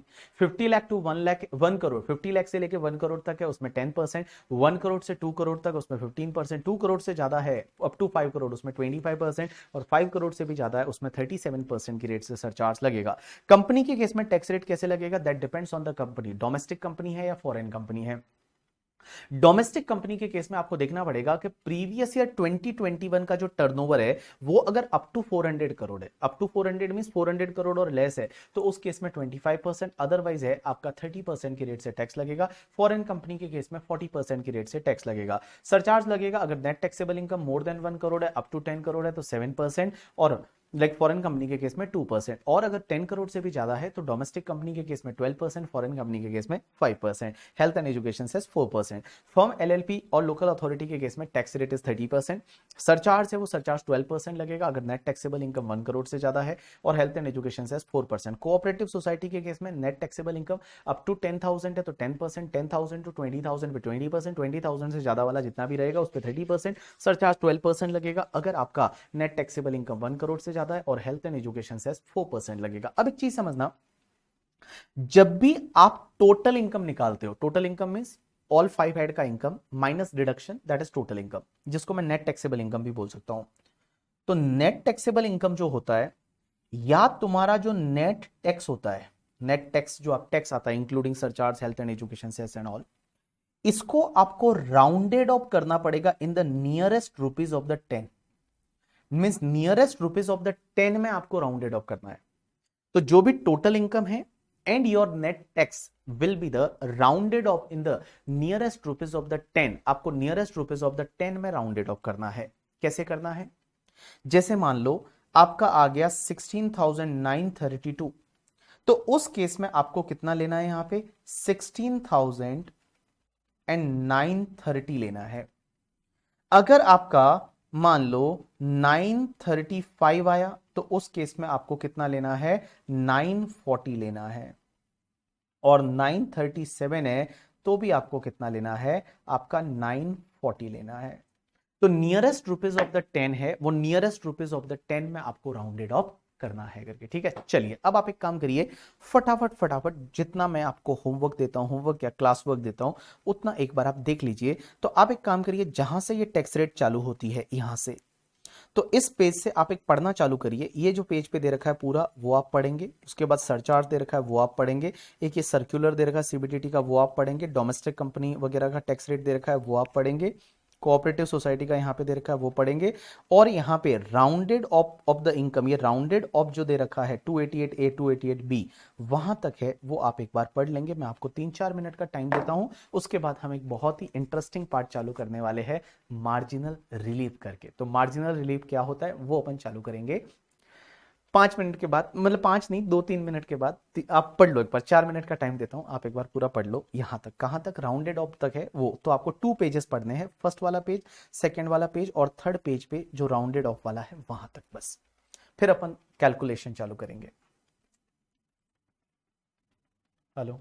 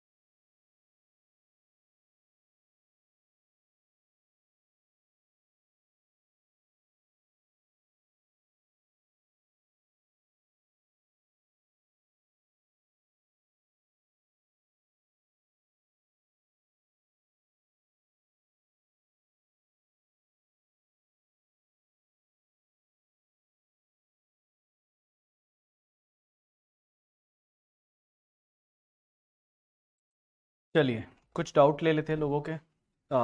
महक का डाउट ये था कि for assessment year 24-25 we will take the previous year 21-22 turnover. I don't know that, only Nirmala Sitharaman know कि नेक्स्ट ईयर के लिए वो क्या डालेंगे बजट में। I don't no.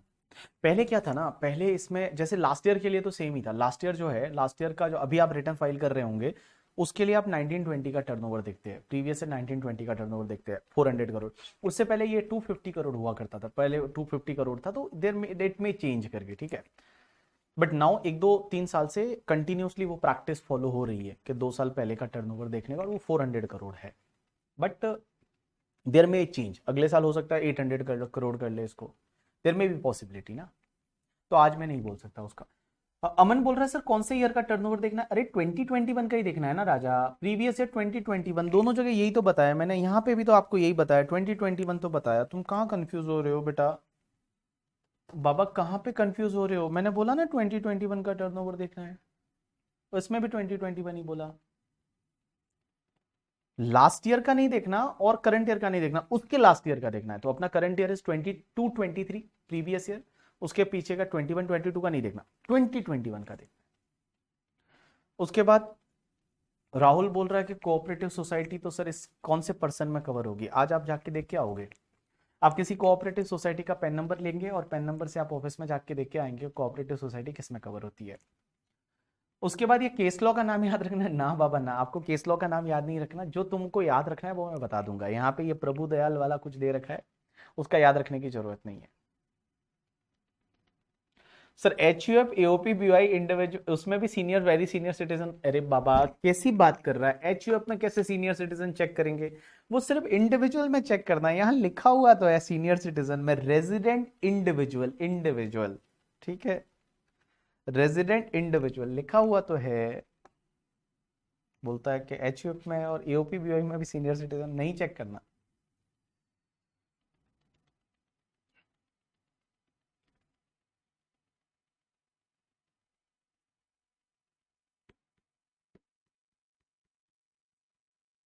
Surcharge slab में लगती है फ्लैट लगती है? सरचार्ज फ्लैट लगती है, सरचार्ज स्लैब में नहीं लगती। सरचार्ज स्लैब में आप लगा भी नहीं सकते, कैसे लगाओगे ऑब्वियसली, ठीक है। तो सरचार्ज है वो फ्लैट लगती है कि आपकी इनकम देखो और सीधा सरचार्ज ऐड कर दो। मैं बताऊंगा, अभी अभी करेंगे वो, आदर्श अभी करेंगे। फॉरेन कंपनी के केस में टर्नओवर नहीं देखना, बिल्कुल नहीं देखना सोनी, शालिनी, बिल्कुल भी नहीं देखना फॉरेन कंपनी के केस में। चलिए डन बोलिए, डन डन डनाडन डन।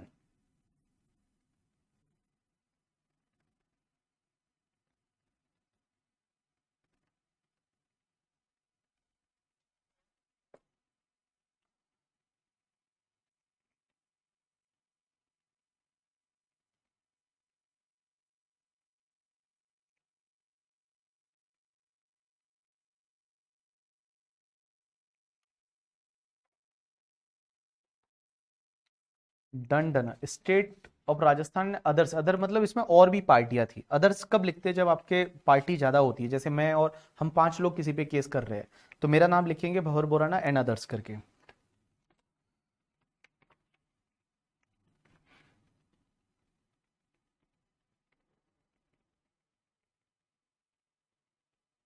चलिए अब अपन चालू करते हैं कंसेप्ट मार्जिनल रिलीफ।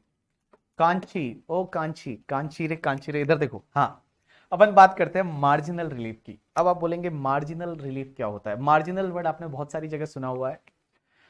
जब हम छोटे होते थे तो आपको पता है एक एग्जाम्पल लिया जाता था मार्जिनल यूटिलिटी। जब आपने इकोनॉमिक्स पढ़ी थी तो इकोनॉमिक्स में एक एग्जाम्पल लिया जाता था मार्जिनल यूटिलिटी का, कि जब भी आप पहला एप्पल खाते हैं तो आपको कितना सेटिस्फेक्शन होता है, और फिर दूसरा एप्पल खाने के बाद कितना होता है, तीसरा एप्पल खाने के, दैट इज मार्जिनल यूटिलिटी। आपने कॉस्टिंग में भी एक कंसेप्ट पढ़ा हुआ है, that is the marginal costing. और मार्जिनल कॉस्टिंग का मतलब होता है वेरिएबल कॉस्ट, कि एक प्रोडक्ट को बनाने के लिए कितना कॉस्ट लगता है। अब एक और एडिशनल प्रोडक्ट बनाएंगे तो फिक्स कॉस्ट तो कांस्टेंट रहेगा, तो वेरिएबल कॉस्ट कितना लगेगा। एक और एडिशनल प्रोडक्ट बनाएंगे तो वेरिएबल कॉस्ट कितना लगेगा, that is called marginal costing. हम यहाँ पे बात करने वाले हैं मार्जिनल रिलीफ की। अब एक चीज समझना, मार्जिनल रिलीफ यहाँ पे पूरा ध्यान दे देना, एक बार में समझ लेना, क्योंकि आप इसके ऊपर अपने को 4-5 अभी क्वेश्चंस करने पड़ेंगे, तो एक बार में आप समझ लेना, इधर उधर ध्यान मत भटकने देना, ठीक है, इधर ध्यान देना, ठीक है। चलिए हम एक एग्जांपल लेते हैं और एग्जांपल से समझने की कोशिश करते हैं मार्जिनल रिलीफ होता क्या है। जैसे मान लो एक कंपनी है जिसका नाम है बीबी प्राइवेट लिमिटेड, ये एक डोमेस्टिक कंपनी है, डोमेस्टिक कंपनी, और हमारा जो टर्नओवर है of previous year 2021 that was 500 crore, 500 crore था, मीन 400 करोड़ से ज्यादा था उस ईयर का। तो करंट ईयर में जो टैक्स लगेगा वो कौन सी रेट से लगेगा, 30% की रेट से। अब एक चीज समझना, आपको दे रखा है total income of previous year 22-23।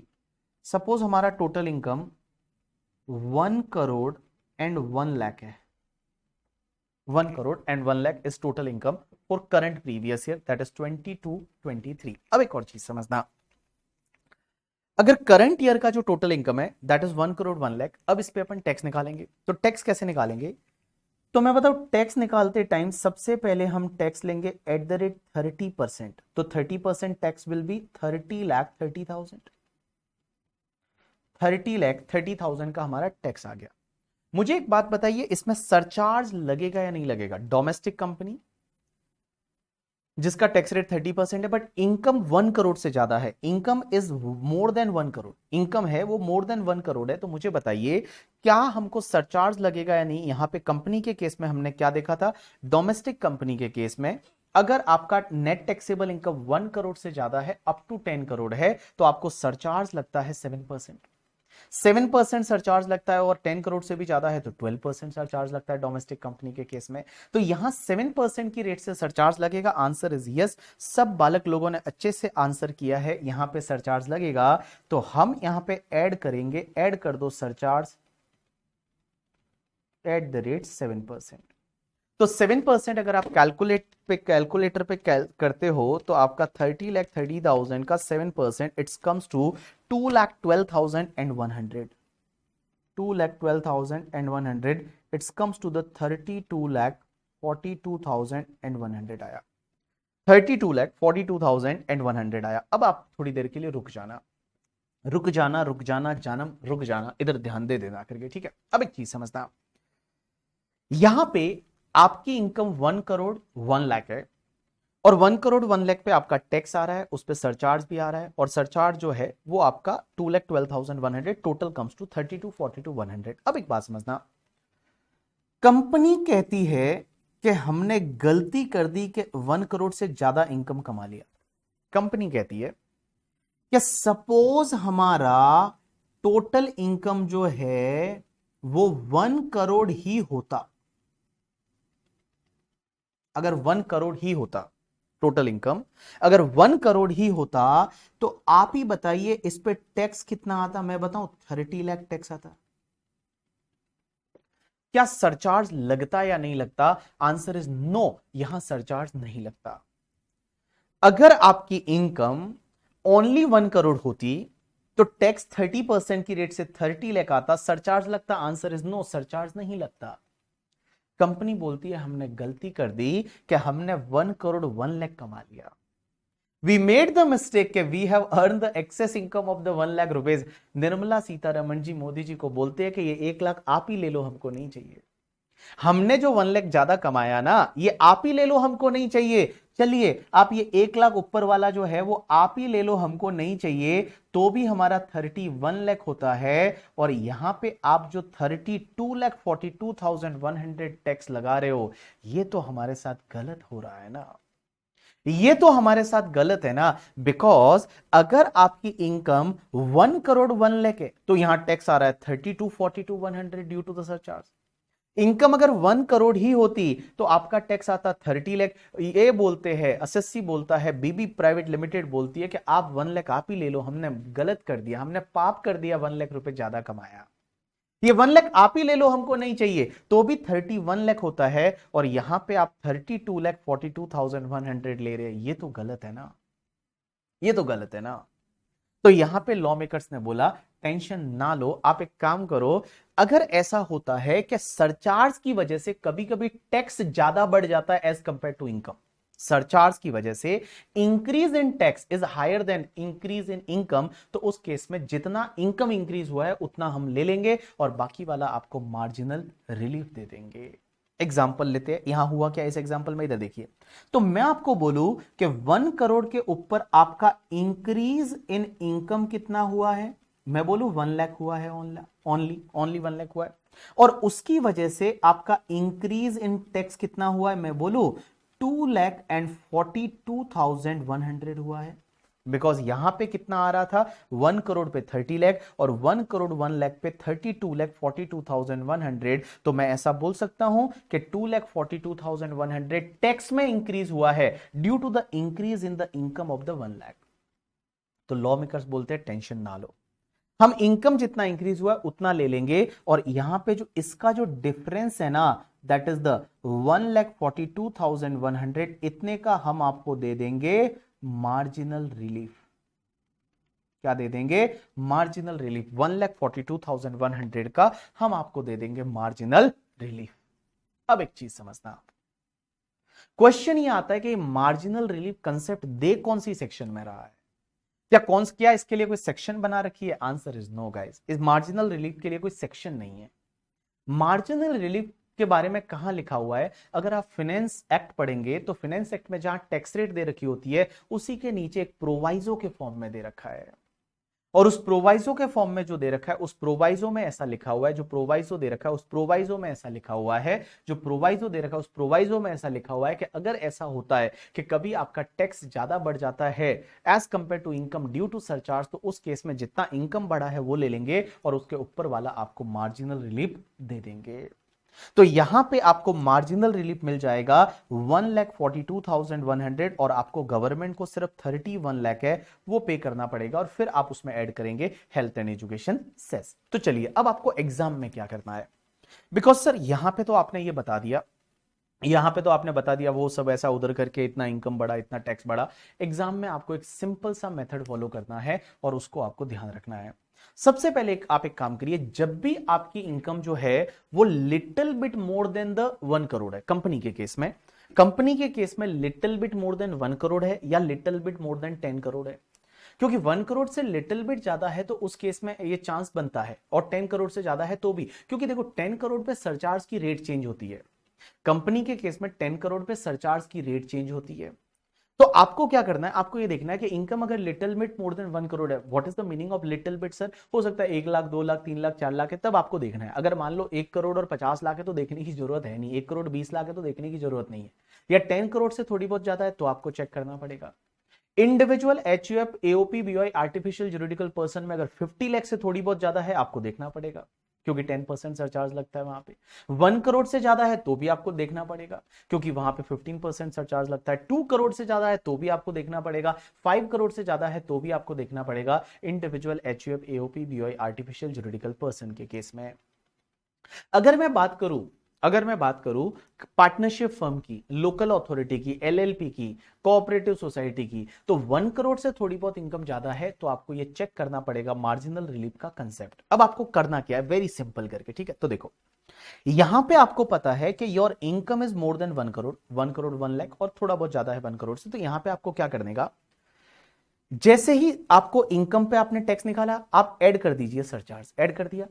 इसके बाद में आपको एक लैंग्वेज लिखनी है, मींस एक सेंटेंस लिखना है, हर बार ऐसे ही आप लिखोगे कि this amount is restricted to, ये वाला जो अमाउंट है, ये ऊपर वाला अमाउंट है, ये रेस्ट्रिक्ट करेगा, किससे रेस्ट्रिक्ट करेगा, this amount is restricted to, this amount is restricted to tax on 1 crore, क्या 1 करोड़ होता तो टैक्स कितना लगता, प्लस आप एक काम करिए NTI minus 1 crore, tax on 1 crore mean 1 crore income होता तो टैक्स कितना लगता, plus NTI minus 1 crore, NTI mean net taxable income minus 1 crore, तो टैक्स ऑन 1 करोड़ कितना आता। अगर 1 करोड़ इनकम है तो आप ही बताइए, 1 करोड़ का कंपनी के केस में इनकम है तो टैक्स 30%, 30 लाख आता। सो 30 लाख ले लीजिए यहां पे सबसे पहले, और उसके बाद में एनटीआई माइनस 1 करोड़, आपका नेट टैक्सेबल इनकम है कितना, 1 करोड़ 1 लाख, माइनस 1 करोड़ लेस कर दीजिए तो कितना बचा आपका, 1 लाख बचा। तो आप एक काम करिए यहां ले लीजिए 1 लाख, तो मैं बताऊं यहां आपका कितना आ जाएगा 31 लाख, अब मैंने क्या लिखा है कि this amount is restricted to this, means ये नीचे वाला जो अमाउंट है इससे ज्यादा नहीं हो सकता, इससे ज्यादा नहीं हो सकता। इसका मतलब ये हुआ कि आपको हमेशा क्या करना है, इन दोनों में से विच एवर इज लोअर को फॉलो करना है, दोनों में से विच एवर इज लोअर को फॉलो करना है। तो which ever is lower is आपका 31 लाख आ गया, यहां आपको ऑटोमेटिकली मार्जिनल रिलीफ मिल गई और मार्जिनल रिलीफ 1,42,100 की आ गई। अब आप इसमें ऐड करेंगे हेल्थ एंड एजुकेशन सेस उसके बाद, तो add health and education cess at the rate 4%, तो 31 लाख पे 4% होता है 1,24,000, तो आप इसको ऐड कर देंगे। अब आपका नेट टैक्स जो आएगा दैट इज द 32 लाख और 24,000 है, ये आपका आया नेट टैक्स। तो बड़ा ही सिंपल है, आपको क्या करना है, सबसे पहले जब भी आपकी इनकम जो है वो income little bit more than 1 crore है, 10 करोड़ है कंपनी के केस में, इंडिविजुअल एचयूएफ एओपी बीओआई के केस में 50 लाख से ज्यादा है, उसके बाद में 1 करोड़ से ज्यादा है, 2 करोड़ से ज्यादा है, 5 करोड़ से ज्यादा है। अब आप मुझे ये पूछोगे सर कितना ज्यादा है, एक बात बताऊं, मैं आपको लिमिट लिख के दे दूंगा बट आप याद ही नहीं रख पाओगे, क्योंकि 20-25 लिमिट आ जाएगी, क्योंकि फिर सीनियर सिटीजन के लिए अलग आएगा, फिर उसके बाद में सुपर सीनियर सिटीजन के लिए अलग आएगा, इंडिविजुअल के लिए अलग आएगा, तो डिफरेंट डिफरेंट जगह पे डिफरेंट डिफरेंट मार्जिन रिलीफ की लिमिट आ जाएगी। इसलिए मैं बोल रहा हूं कि आपको ये ध्यान रखना कि जहां सरचार्ज लग रहा है या सरचार्ज की रेट चेंज हो रही है, वहां पे आपकी इनकम अगर little bit more then that है करके 1 2 3 4 5 लाख 6 लाख, तो आपको चेक करना है करके, ठीक है। अब जैसे एक एग्जांपल लेता हूं, अगर आपका एनटीआई ऑलरेडी 1 करोड़ 20 लाख है, इधर देखो इधर देखो इधर देखो, सेम एग्जांपल है, सेम एग्जांपल जो मैंने ऊपर कराया, उसमें सपोज आपका जो नेट टैक्सेबल इनकम है कंपनी का वो 1 करोड़ 20 लाख है, तो मुझे एक बात बताओ 1 करोड़ 20 लाख है तो टैक्स कितना आएगा, 30% की रेट से। तो टैक्स आया आपका 1 crore 20 lakh multiply by 30%, it's comes to the 36 lakh आया। सरचार्ज कितना लगेगा 7%, so add surcharge at the rate 7%, तो 7% कम्स टू, मैं बोलू 2,52,000, तो यहां पे हुआ 38,52,000। अब मुझे एक बात बताइए, अगर आप चेक भी कर देते हो, यहां पे मैंने बोला चेक करने की जरूरत नहीं है मार्जिन रिलीफ, बट अगर चेक भी कर लेते हो तो कर लो, क्या फर्क पड़ता है।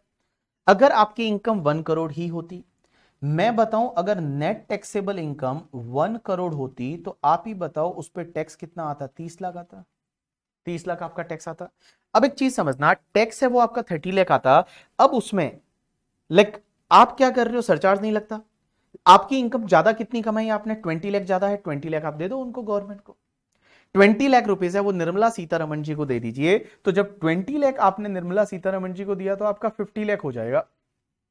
आप ही बताइए, आप 50 लाख पे करना पसंद करेंगे या 38,52,000 पे करना पसंद करेंगे। ऑब्वियसली 38,52,000 पे करना पसंद करेंगे, तो यहां पे आपका मार्जिनल रिलीफ नहीं आएगा। अब आप अपने मेथड से भी देख सकते हैं, जो अपना स्टैंडर्ड रूप रहेगा, स्टैंडर्ड फॉर्मूला रहेगा, स्टैंडर्ड हर बार अपन ऐसा ही करेंगे। तो हम यहां पे क्या लिखेंगे कि this amount is restricted to tax on 1 crore plus NTI minus 1 crore. तो एक बात बताओ, 1 करोड़ पे टैक्स कितना आता, आपका 30 लाख आता, एनटीआई माइनस 1 करोड़ आपका 20 लाख हो गया, ये तुम्हारा 50 लाख हो गया। मैंने बोला विच एवर इज लोअर आपको कंटिन्यू करना है, तो 38,52,000 आप कंटिन्यू कर लोगे, और 38,52,000 कंटिन्यू किया तो ऑब्वियसली आपको यहां पे कोई भी मार्जिनल रिलीफ है वो आपको नहीं मिला।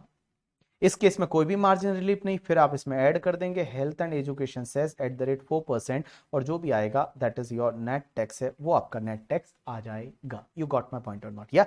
तो देखो, पहली चीज तो मार्जिनल रिलीफ हर जगह लगता है, हर एसएससी के केस में लगता है। ऐसा नहीं है कि सिर्फ कंपनी के केस में लगेगा, ये इंडिविजुअल के केस में भी लगेगा, एचयूएफ के केस में भी लगेगा, कंपनी के केस में भी लगेगा, पार्टनरशिप फर्म के केस में भी लगेगा, जहां जहां सरचार्ज लगता है वहां लगेगा। अब आप एक चीज ध्यान रखेंगे कि जब भी क्वेश्चन करते हैं, और मान लो किसी individual HUF AOP BOI artificial juridical question person का क्वेश्चन है, और उस केस में उसकी इनकम 50 लाख से ज्यादा है, 50 लाख से सपोज 51 लाख हुआ या 52 लाख है, 53 लाख है, तो आप चेक करेंगे। तो आप कैसे चेक करेंगे, आप यहां पे टोटल इनकम उसकी आ गई मान लो 52 लाख, 52 लाख। उस पे आपने क्या निकाल दिया, टैक्स निकाल दिया। अब टैक्स पे आपने सरचार्ज ऐड किया 10%। अब एक बात बताइए, जब आप ये लिखोगे तो रेस्ट्रिक्टेड टू लिखते टाइम आप क्या लिखेंगे? रेस्ट्रिक्टेड टू लिखते टाइम आप लिखेंगे tax on 1 crore plus, sorry, tax on 50 lakh plus NTI minus 50 lakh. क्योंकि 50 लाख से थोड़ा बहुत ज्यादा है ना, तो आप क्या करेंगे, टैक्स ऑन 50 लाख कितना आएगा और एनटीआई माइनस 50 लाख। अब एक बात बताओ, अगर कोई कंपनी है, कंपनी के केस में 10 करोड़ से ज्यादा है, तो आप 10 करोड़ पे टैक्स वगैरह निकाल दिया। रेस्ट्रिक्ट करते टाइम आप क्या लिखेंगे, tax on 10 crore plus NTI minus 10 crore. Tax on 10 crore plus NTI minus 10 crore. आप एक काम करिए, आ जाइए आपकी बुक में और देखिए बुक में क्या लिखा हुआ है। सब लोग एक बार बुक में आइए आप लोग। यहां पे एक कंसेप्ट दे रखा है मार्जिनल रिलीफ का। देखिए क्या लिखा हुआ है, if there is a marginal increase in the income over 50 lakh or 1 crore or 2 crore or 5 crore in case of individual HUF, AOP, BOI, artificial juridical person, or 1 crore in case of company, firm, local authority, cooperative society, or 10 crore in case of the company. Surcharge is applicable on entire amount of income tax, because surcharge is applicable on entire amount of income tax. Entire amount of income tax होता है, पूरे पे income tax पे surcharge लगता है। surcharge में कोई slab rate नहीं होती है। surcharge कैसा है ना, अगर मान लो आपका इनकम 7 करोड़ है तो सीधा 7 करोड़ पे जो टैक्स आएगा उसमें 37% आप ऐड कर लो, सीधा सरचार्ज लगता है। Surcharge is applicable on the entire amount of income tax, and as a result, increase in tax is more than the increase in income. In order to remove this effect, assessee shall be allowed the relief to the extent increase in tax is more than increase in the income, as it is called marginal relief and it can be shown in the manner given below, जो हम सीखेंगे। चलिए सबसे पहला question क्या बोलता है, सबसे पहला question, compute tax liability of Shivani limited, एक कंपनी है, डोमेस्टिक कंपनी है ये, ठीक है। Assuming that the total income is 1 crore 1 lakh, same example 1 crore 1 lakh, अभी मैंने एग्जांपल लिया था बट एक चेंज मैंने रखा है। Turnover for previous year 2021 is 380 crore. Means can I say that 400 crore or less? Yes. Assume company not opted section 115BAA. 115BAA is not like applicable. In that case, you have to calculate the tax. आपको tax है वो निकालना है, तो आप कैसे निकालेंगे, जैसा मैंने बताया था, सबसे पहले आप लिख लेंगे total income is 1 crore 1 lakh. Tax कितना लेंगे आप, 25% लेंगे, टैक्स लेंगे, ऐड करेंगे सरचार्ज, मार्जिन रिलीफ वाला कंसेप्ट आएगा और आप निकालेंगे नेट कितना आता है। चलिए आप एक काम करिए, फटाफट ये जो है मैं आपके सामने रख रहा हूं ये वाला पार्ट, इस पार्ट को देखते हुए ऐसा का आपका फॉर्मेट यही रहना चाहिए, ठीक है, फॉर्मेट आपका यही रहना चाहिए, इसी फॉर्मेट में आप कर दीजिए कि टोटल इनकम लेंगे पहले 1 करोड़ 1 लाख, टैक्स रेट आपका यहाँ 25% आ जाएगा, ठीक है, सरचार्ज अलग आ जाएगा, फिर आप लिखेंगे टैक्स ऑन 1 करोड़ कितना आएगा 25 लाख प्लस आपका ऊपर वाला जो भी है ऐड करेंगे, और आप नेट टैक्स है वो नेट टैक्स मुझे बताइए, नेट टैक्स बताइए मुझे, नेट टैक्स बताइए मुझे।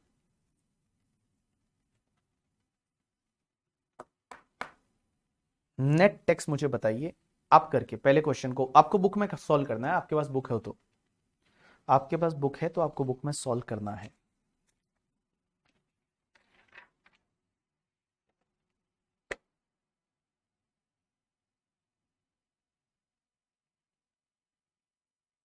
मुझे दोनों अमाउंट बताएंगे, मार्जिनल रिलीफ कितना है और नेट टैक्स पेबल कितना है, मुझे दोनों अमाउंट बताएंगे, मार्जिनल रिलीफ कितना है और नेट टैक्स पेबल कितना है।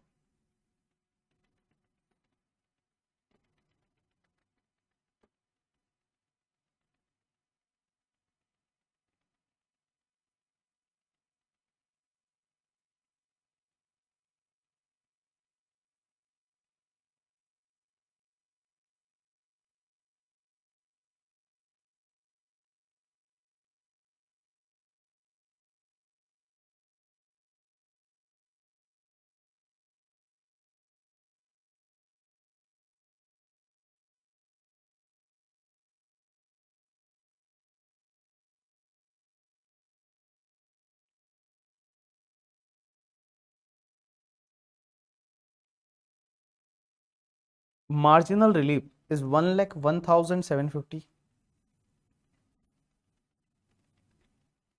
and net tax payable is 27,04,000। सही बोल रहा हूं? Marginal relief is 1,01,750 and net tax is 27,04,000। अरे आदर्श, गलत कैसे है तुम्हारा बेटा?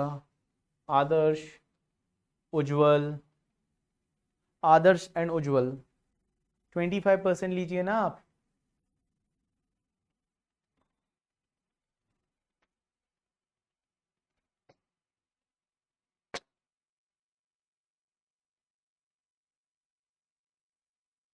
चलिए, Adarsh and Ujjwal, why your answer is wrong?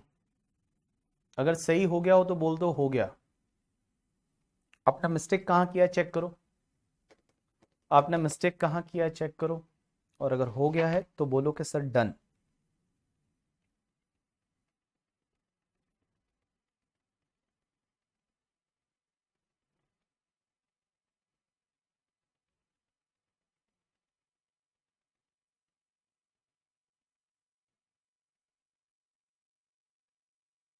चलो डन।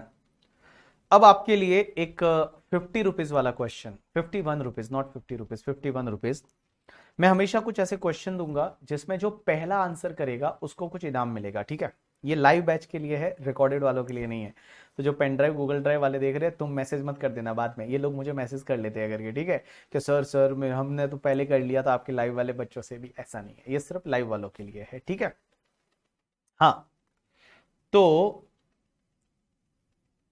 आपके लिए question, you will get the 51 rupees. जो फर्स्ट आंसर करेगा he is going to get the 51 rupees. और 51 रुपीज आपको गूगल पे मिलेगा, या आपके पास कोई भी यूपीआई आईडी है आप डालोगे उस पे मिलेगा, बट फर्स्ट आंसर जिसका आंसर पहला आएगा, सही आंसर, ठीक है? चलिए, आपकी बुक में दे रखा है क्वेश्चन नंबर 2। आपकी बुक में क्वेश्चन नंबर, एग्जाम्पल नंबर 2 दे रखा है। Compute the tax liability of the BB Limited, a domestic company, assuming that the total income is 10 crore 1,80,000. 10 crore 1,80,000 is total income है, और टर्नओवर प्रीवियस ईयर 2021 का 480 करोड़ है। Assume that company not opted section 115BAA। You have the break of 10 minutes. 10 minute का आपके लिए break अभी ले लो करके, ठीक है? और इस क्वेश्चन को आप सॉल्व भी कर लो ब्रेक में, तो दोनों काम हो जाएंगे, ब्रेक भी हो जाएगा, क्वेश्चन भी सॉल्व हो जाएगा। और जो पहले आंसर करेगा सही answer, that person is going to rewarded by 51 rupees, ठीक है? चलिए, तो आपके लिए ब्रेक एज वेल एज ये वाला क्वेश्चन जो आपको डिस्प्ले पे दिख रहा है।